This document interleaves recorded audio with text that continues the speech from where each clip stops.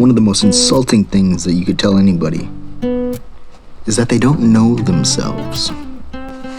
And yet you could be totally correct. And that's one of those things, right? It depends on how people define themselves. How do you define who you are? When we're asked that, we tend to first think of our scars. And we think lazily that, well, we're merely a culmination of our surrounding environment. We are what made us up from our experience as living beings. Or perhaps we're even lazier than that and go as far as to say we name a bunch of labels from things associated to our culture and community. But the truth is, we've always been ourselves.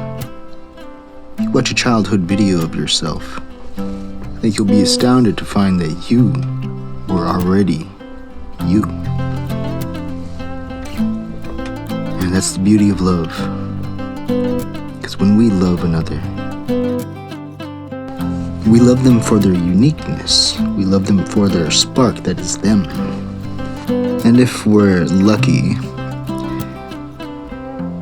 we as who we are will fade away, remembered by those who loved us.